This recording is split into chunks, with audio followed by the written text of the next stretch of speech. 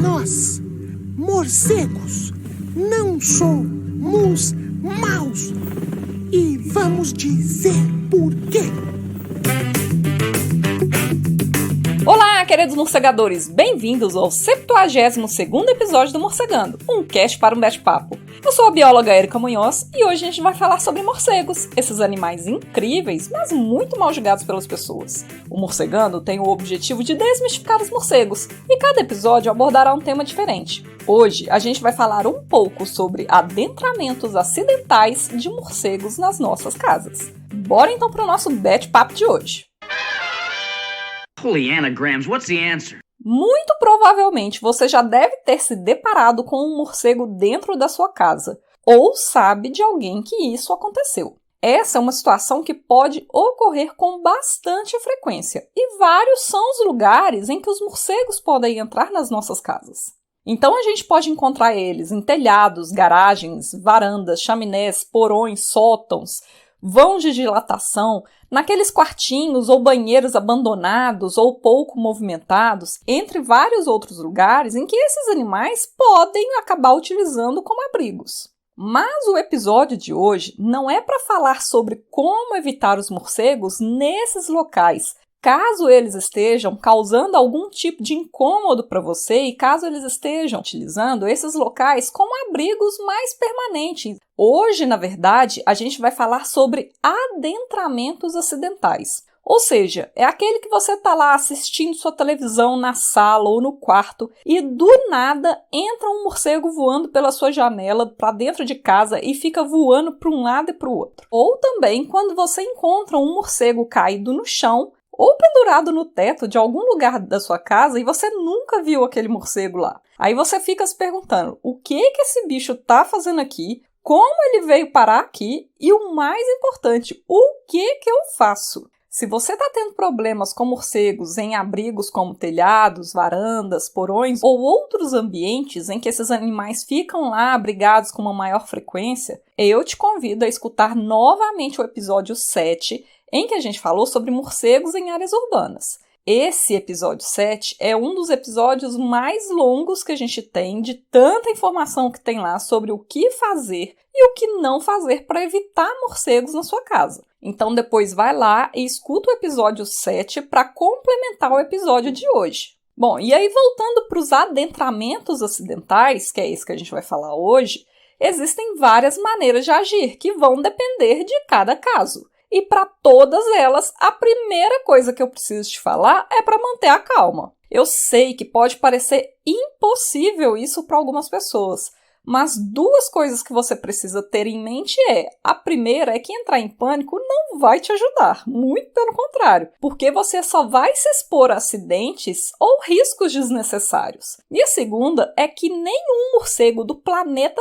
Terra, esteja ele doente ou saudável, vai ir para cima de você para tentar te morder, como a gente já conversou em episódios anteriores. Então o que você vai fazer? Vai respirar fundo e se perguntar se aquele morcego que você está vendo, se realmente é um adentramento acidental dentro da sua casa, ou se foi apenas um lugar que você quase nunca vai da sua casa, como, por exemplo, aqueles quartinhos de fundo ou aqueles banheiros de fundo de quintal. E aí, quando você chegou lá, você reparou que tinha um morcego pendurado lá. Por quê? Porque são situações bem diferentes e requerem ações diferentes. Se for esse segundo caso, que é aquele que você reparou que tinha um morcego lá pendurado num local que você vai pouquíssimo na sua casa, e quando eu digo pouco, gente, é pouco mesmo, é aqueles quartinhos de fundo, aquela chaminé que você nunca usa, ou aquele porão e sótão que raramente você vai lá. E aí, se for situações como essa, você vai agir de acordo com as dicas que eu dei no episódio 7, porque muito provavelmente não foi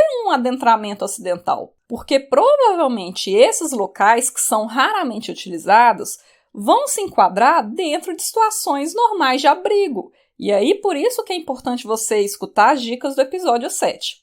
Mas se for de acordo com o primeiro caso, que é aquele que eu falei, que você tá lá de boa na sua casa e do nada aparece um morcego voando para um lado e para o outro dentro do seu quarto, na sala, na cozinha, ou que você encontra, por exemplo, um morcego caído no chão, ou, por exemplo, você deixou a janela do seu quarto aberta e está indo dormir e encontra um morcego pendurado lá no seu quarto, aí sim é um caso que a gente vai tratar hoje aqui, como eu já disse. E aí, você também vai fazer de novo algumas perguntas, como, por exemplo, esse morcego está caído no chão ou pendurado em algum lugar? Ou ele está voando igual um maluco para um lado e para o outro? Que horas que você acha que ele entrou? Foi durante o dia ou foi durante a noite? Por que você acha que ele entrou? Porque tem alguma porta ou janela aberta? Ou um buraco na parede? Ou um buraco direto do sótão e do telhado? Outra pergunta é, você acha que ele está vivo ou que ele está morto? Todas essas perguntas são importantes da gente se fazer porque cada uma delas vai nos ajudar a pensar no que fazer para tirar aquele morcego de lá e, caso a gente tenha que recolher esse morcego, o que fazer depois com esse morcego. E aí eu vou te dar duas formas de responder o que você deve fazer, uma de uma forma rápida e uma de forma longa, mais completa, explicando o porquê de cada uma dessas perguntas. A forma rápida é: se entrar um morcego na sua casa, se ele tiver caído no chão vivo ou morto, você vai isolar esse animal com um balde e chamar o serviço de zoonoses do seu município. Se ele estiver pendurado ou voando para um lado e para o outro, você vai acender as luzes, abrir as portas e janelas e esperar ele sair. E é isso. Beleza aí. Agora vamos para a forma longa e vamos pensar os porquês disso. Então vamos pensar primeiro o porquê esse morcego entrou. Então, como a gente já conversou um pouquinho antes disso, a gente se perguntou esse morcego entrou por um adentramento acidental ou é aquela situação de um quartinho de fundo, de uma chaminé, de um sótão, de um porão, de um telhado, que você quase nunca vai lá? Porque, como a gente já falou, se for esse segundo caso, você vai escutar o episódio 7. Do contrário, trata-se de um adentramento acidental. E aí, esse morcego, ele entrou durante o dia ou durante a noite? Se for durante o dia, isso não é muito normal, né? Como a gente já conversou em episódios anteriores, os comportamentos considerados normais dos morcegos na maior parte do mundo é o quê? Os morcegos se abrigando, se escondendo durante o dia e saindo para voar à noite. A gente tem morcegos que são diurnos? Tem, como por exemplo algumas espécies de raposas voadoras, mas elas não ocorrem aqui na América do Sul. Elas ocorrem aonde? Na Austrália, no Sudeste Asiático, na África. Então elas não ocorrem aqui. Todos os morcegos aqui do Brasil são morcegos essencialmente noturnos ou crepusculares. Então, por isso que a gente vê morcegos saindo voando já no finalzinho da tarde, por exemplo, para poder começar a se alimentar de insetos ou de frutas. Então, se aqui no Brasil a gente não tem morcegos que são diurnos, se entrar um morcego voando dentro da sua casa durante o dia, isso pode significar que tem alguma coisa errada com ele. Quer dizer que ele vai estar doente? Não, porque podem ter acontecido várias outras coisas. Imagina, por exemplo, que o telhado de uma casa de um vizinho aí, por exemplo, da sua região, estava cheia de morcegos, e aí eles foram lá durante o dia e removeram todas as telhas daquele telhado. Os morcegos vão sair voando, afinal eles estão sendo expulsos daquele abrigo ali durante o dia. E nisso daí eles podem sair voando e se abrigar dentro da casa de alguém acidentalmente. Ou seja, tem alguma coisa errada com esse morcego? Não, ele só foi expulso de um abrigo e ele teve que se virar nos 30 durante o dia. Mas o que a gente percebe é que, na grande maioria dos casos, não é isso que acontece. Quando a gente vê um morcego entrando dentro da nossa casa durante o dia, existe uma maior probabilidade de ter alguma coisa errada com o comportamento desse animal. E como a gente já discutiu nos episódios 4 e 5 sobre a raiva, uma dessas possibilidades é a raiva. Quer dizer que se entrar um morcego voando durante o dia dentro da minha casa, ele tá com raiva ou alguma outra doença? Não, gente, isso não é uma garantia, mas existe uma maior probabilidade. E isso já ajuda a responder uma daquelas perguntas que eu falei pra gente se fazer. Você acha que esse morcego entrou durante o dia ou entrou durante a noite? Porque se ele entrou durante o dia, assim existe uma maior probabilidade de ter alguma coisa errada com ele, você concorda comigo que é importante a gente recolher esse morcego para enviar para os laboratórios de saúde pública, para poder fazer um exame, por exemplo, da raiva nele? Porque é um risco do ponto de vista da saúde pública. Então, se você acha que esse morcego entrou durante o dia, você vai ligar para o serviço de zoonoses do seu município para pedir o recolhimento desse animal. O ideal é o quê? Você fazer o isolamento desse animal até que o serviço de zoonoses do seu município chegue até a sua casa. Então você pode, por exemplo, usar um balde, uma caixa qualquer, como uma caixa de papelão, por exemplo, uma caixa de sapato, uma vasilha grande que tem uma boca grande dessa vasilha para você conseguir capturar esse morcego, esteja ele pendurado ou caído, de forma mais segura.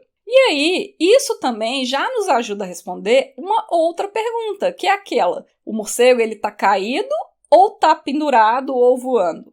Porque se ele tiver caído, isso também é um comportamento atípico, o que é a mesma coisa do adentramento durante o dia. Ou seja, morcego caído no chão é uma alteração comportamental. Quer dizer que todo morcego caído no chão tem alguma coisa errada com ele? Não, gente, de novo, não. Existem várias situações em que morcegos podem cair no chão. Inclusive, tem vários morcegos que não ficam pendurados 100% do tempo. Como, por exemplo, um morcego de telhado. Os morcegos de telhado, eles não ficam pendurados o tempo inteiro. Eles podem, por exemplo, ficar lá no chão, no substrato do telhado, andando para um lado e para o outro, no chão do telhado. Existem também algumas espécies de morcegos que têm parte dos seus ciclos reprodutivos no chão. Ou seja, os morcegos eles estão lá voando ou pendurados, eles vão para o chão para fazer uma parte do ciclo reprodutivo deles e depois eles se viram para poder sair voando do chão. Pode também acontecer do morcego às vezes estar voando lá durante a noite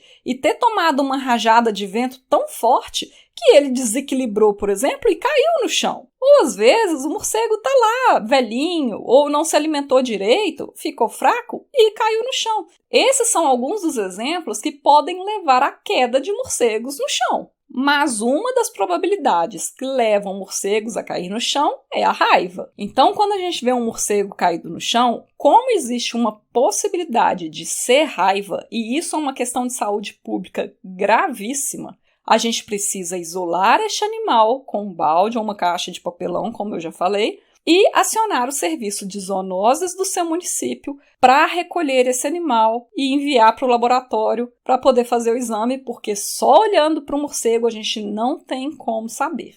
E aí, gente, para recolher, esse recolhimento tem que ser feito de uma forma segura para vocês. Porque uma coisa que você não pode fazer é entrar em contato direto com esse morcego, de jeito nenhum. E por quê? Por causa da exposição a micro-organismos ou mordeduras. Como a gente já conversou em vários outros episódios, os morcegos, assim como qualquer outro animal do planeta, também têm micro-organismos, como vírus e bactérias. E alguns desses micro-organismos podem ser perigosos para a gente, como, por exemplo, é o vírus da raiva. E aí, de novo, eu vou bater naquela tecla. Quer dizer que todo morcego tem raiva ou outros micro-organismos perigosos?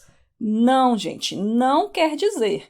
Então, quer dizer que se eu encostar no morcego, eu vou pegar raiva só se ele estiver portando e eliminando o vírus da raiva.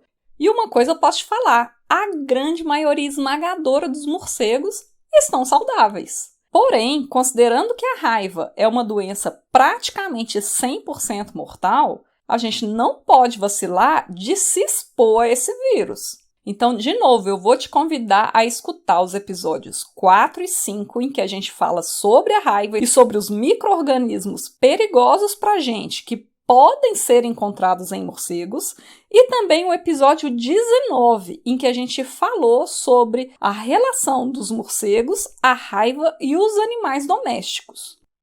Bom, e aí então vamos pensar naquelas situações em que o morcego está lá voando para um lado e para o outro, ou pendurado lá no teto do seu quarto, por exemplo. Aí vamos lembrar, se isso aconteceu durante o dia, Você vai ligar para o serviço de zoonoses.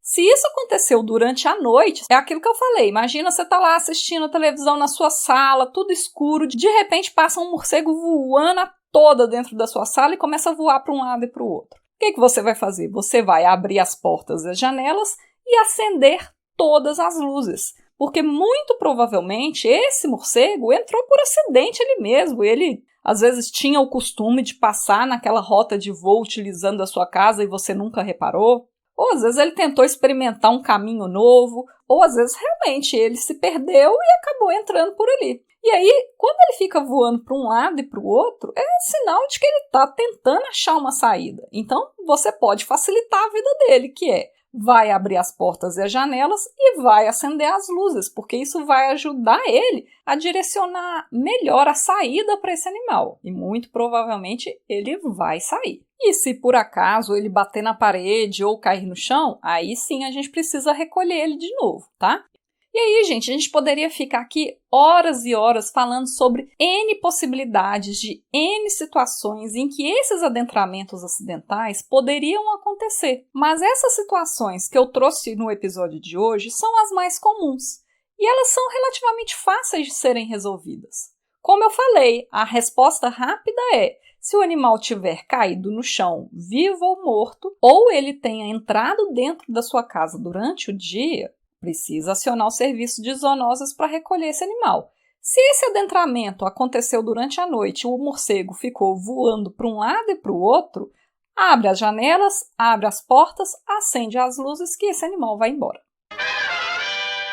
Hoje o Morcegando vai ficando por aqui. Se você tiver alguma dúvida, comentário ou sugestão, envie um e-mail para morcegandocast@gmail.com. Siga também as nossas redes sociais através do @morcegandocast para outros conteúdos exclusivos dessas plataformas e nos ajude a espalhar a palavra dos morcegos por aí. Um bete abraço e até mais!